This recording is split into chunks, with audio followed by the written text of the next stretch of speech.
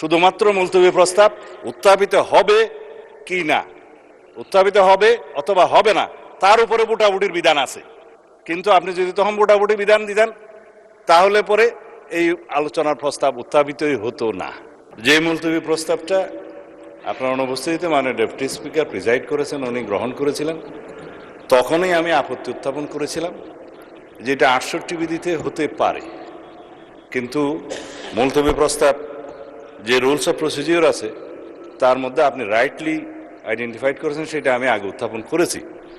যে বিষয়টি আইন প্রণয়নের মাধ্যমে নিষ্পত্তি হতে পারে সেরকম কোনো বিষয় মুলতবি প্রস্তাবে আলোচনা করার বিধান নাই।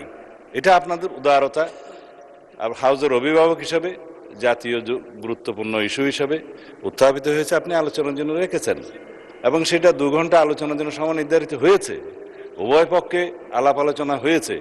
কিন্তু এটা যেহেতু বিধি বহির্ভূত এবং আলাপ আলোচনা হয়ে যাওয়ার পরে পার্লামেন্টের প্র্যাকটিস হচ্ছে ইট ইজ টকড আউট, আলোচিত হয়েছে, সুতরাং আলোচনার পরে নিষ্পত্তি কি হবে সেজন্য ভোটাভুটি দেওয়ার কোনো বিধান নাই।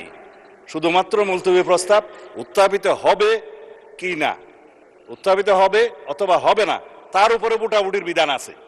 কিন্তু আপনি যদি তখন ভোটাভুটি বিধান দিতেন তাহলে পরে এই আলোচনার প্রস্তাব উত্থাপিতই হতো না।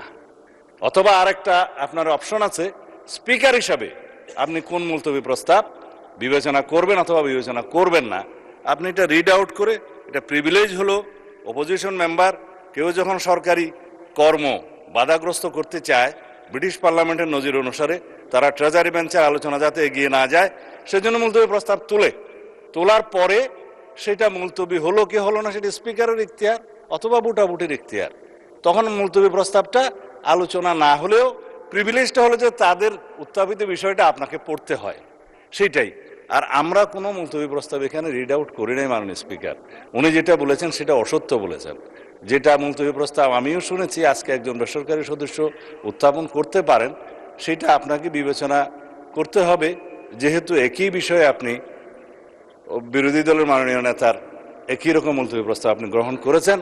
এটা প্রেসিডেন্ট হিসেবে as a matter of right বেসরকারি সদস্য সেটা ক্লেম করতে পারে। ধন্যবাদ মাননীয় স্পিকার।